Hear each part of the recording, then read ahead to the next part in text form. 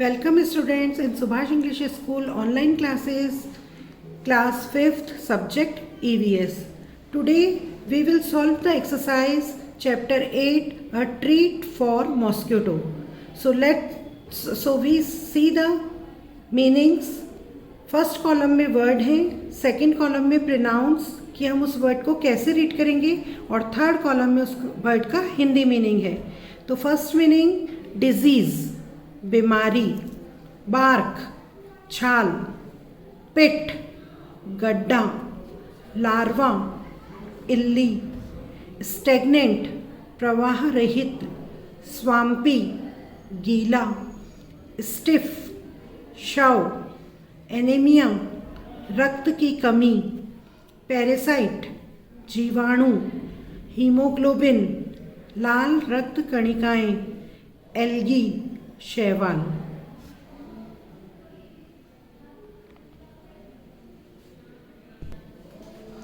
First question, fill in the blanks.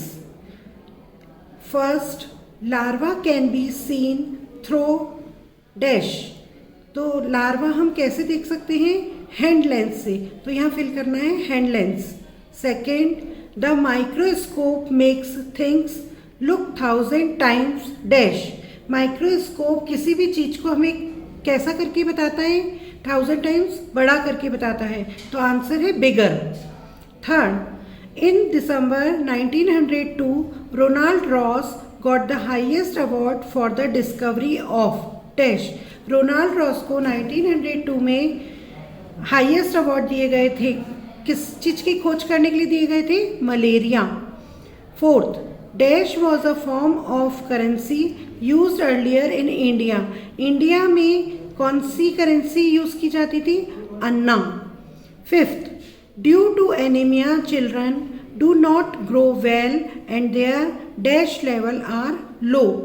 Anaemia childrens जो होते हैं जिनमें खून की कमी रहती है, वो बच्चे क्या होते हैं? अच्छे से ग्रो नहीं हो पाते हैं. और उनमें कौन सा लेवल लो रहता है? Energy level. Question number 2, right true और फॉल्स. अब हमें सेंटेंस को रीड करना है और जो ट्रू है उसे उसके आगे ट्रू लगाना है और जो फॉल्स है उसके आगे फॉल्स राइट करना है. First sentence, flies spread disease specially stomach problem.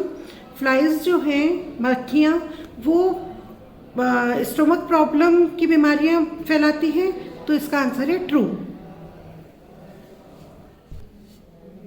Next second sentence है, use mosquito nets to protect yourself. तुम अपने आप को प्रोटेक्ट करने के लिए मॉस्किटो नेट मच्छरदानी यूज करते हो. तो आंसर है true. Next question number 3, answer these questions. का हम सबसे पहले ए वेरी शॉर्ट क्वेश्चन देखेंगे. वेरी शॉर्ट का first question, how did they find out that they had malaria. हम कैसे पता लगाते हैं कि हमें मलेरिया हुआ है?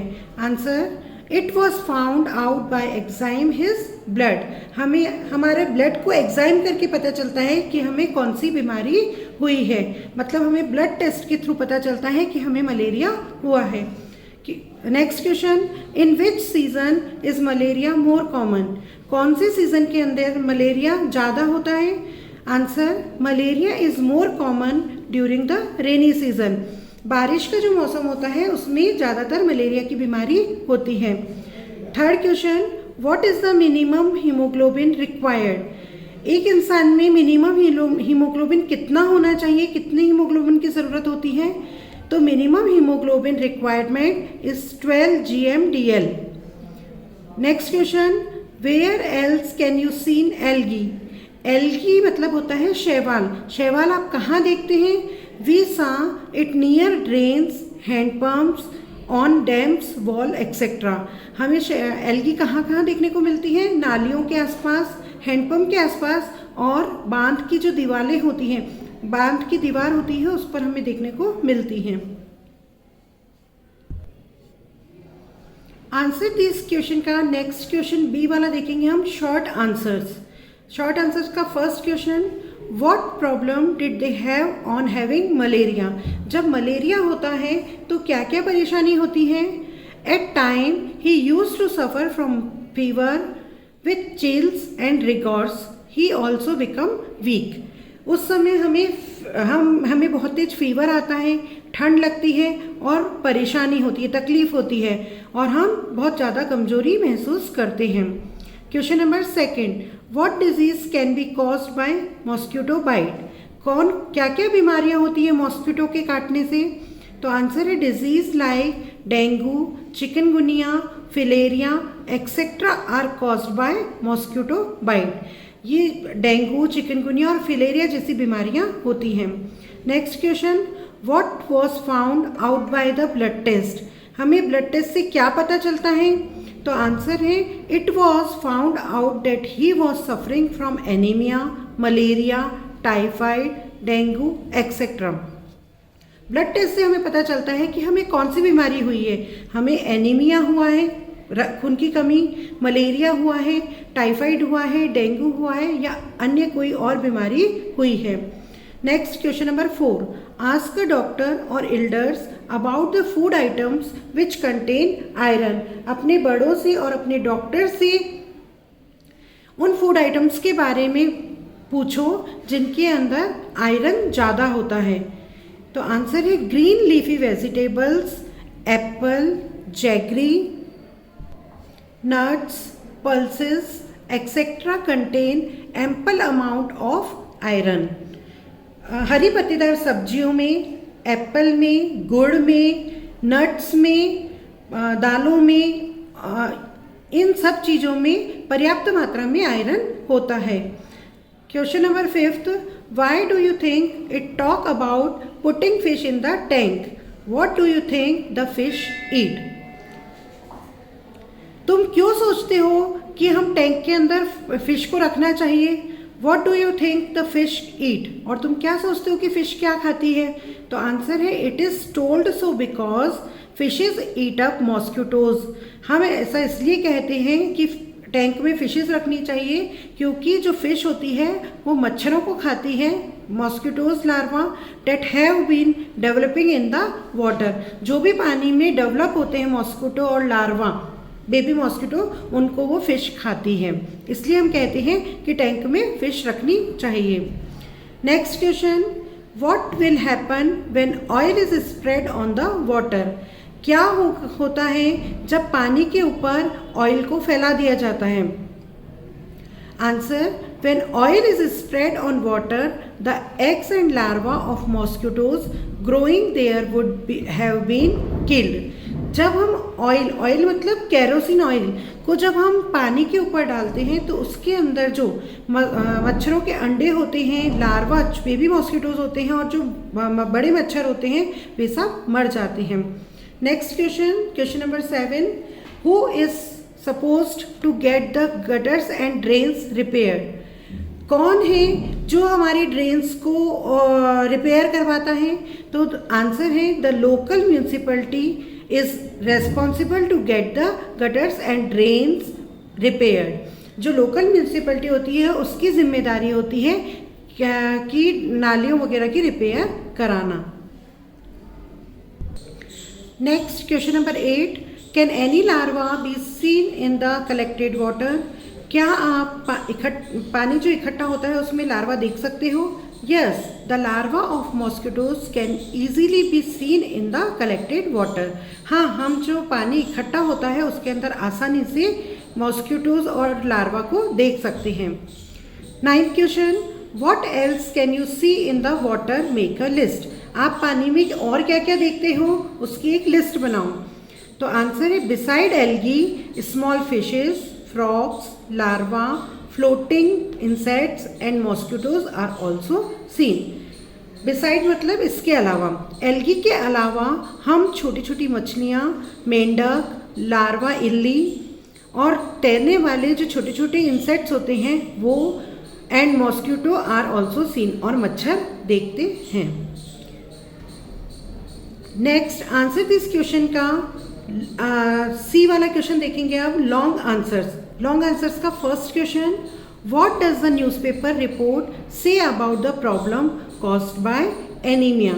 एनीमिया के कारण क्या क्या परेशानी होती है न्यूज़पेपर की रिपोर्ट में क्या कहती है उसके बारे में हमको बताना है। Answer, newspaper report tells that anaemia is affecting both physical as well as mental health of the children suffer from it. अब न्यूज़पेपर की रिपोर्ट हमें बताती है कि एनीमिया से जो इफ़ेक्टेड बच्चे होते हैं वो शारीरिक रूप से, फिजिकल मतलब शारीरिक और मेंटल मतलब मानसिक, फिजिकल और मानसिक रूप से कमज़ोर होते हैं और वो इस प्रॉब्लम को सफ़र करते हैं। Due to anaemia children do not grow well. जब एनीमिया होता है की बीमारी होती है तो वे अच्छे से बढ़ नहीं पाते। And their energy level are low, और उनका जो एनर्जी लेवल होता है वो भी बहुत कम होता है। This also affects their ability to study properly, और उनका इफ़ेक्ट पढ़ाई पर भी पड़ता है जो कि वो ठीक से नहीं कर पाते हैं। सेकेंड क्वेश्चन है, which disease are spread by flies and how. कौन सी बीमारी मक्खियों से फैलती है? फ्लाइज मीन्स मक्खियाँ। कौन सी बीमारी मक्खियों से फैलती है और कैसे? Flies spread dysentery, cholera, typhoid etcetera. मक्खियों से ये सब बीमारियाँ फैलती हैं। Flies are easily attracted by filth, they use to sit on dirty and filthy matters. जो मक्खियाँ होती हैं वो गंदगी की तरफ अट्रैक्ट होती हैं, और वो जब गंदी चीज़ों पर, गंदे मैटर्स पर बैठती हैं, again when they sit upon the food, microbes are mixed up into the food from there, these can enter human body. जब वो गंदगी पर बैठती हैं और उसके बाद वो जब वापस खाने की चीज़ पर बैठती हैं तो वो अपने जो माइक्रोब्स होते हैं वो उस पर छोड़ देती है खाने की चीज़ पर, जिसके कारण जब हम खाना खाते हैं तो वो जो कीटाणु होते हैं वो हमारे ह्यूमन बॉडी में एंटर हो जाते हैं, जिसके कारण लोग बीमार हो जाते हैं। नेक्स्ट क्वेश्चन है question number 3, what can you do so that mosquitoes do not breed in your house, school and neighbourhood. आप क्या कर सकते हो कि आपके घर में, आपके स्कूल और आपके पड़ोस में मच्छर पैदा ना हो, मच्छर ज़्यादा ना हो, इसके लिए आप क्या क्या कर सकते हो? This can be done by, हम कुछ चीज़ों को कर सकते हैं। First, not allowing the area around us to get water logged, हम पानी को इकट्ठा ना होने दें। Second, regularly cleaning the doors and water tanks, coolers है यहाँ पर, regularly cleaning the coolers and water tank, हमें कूलर्स को और वाटर टैंक्स को क्लीन रखना चाहिए। हमें टैंक्स और कूलर्स को रेगुलरली क्लीन रखना चाहिए। Spraying DDT and oil in drains, pits etcetera, जो गड्ढे होते हैं, नालियाँ होती है, वहाँ पर हमें डीडीटी एक पाउडर होता है उसका छिड़काव करना चाहिए। और फोर्थ है cultivating fishes in nearly ditches, pits, ponds etcetera, और हमें डिचेस में, गड्ढों में, तालाबों में हमें फिशेस को कल्टीवेट करना चाहिए, मतलब वहाँ पर फिशेस को रखना चाहिए जिससे कि पानी क्लीन रहे। Thank you.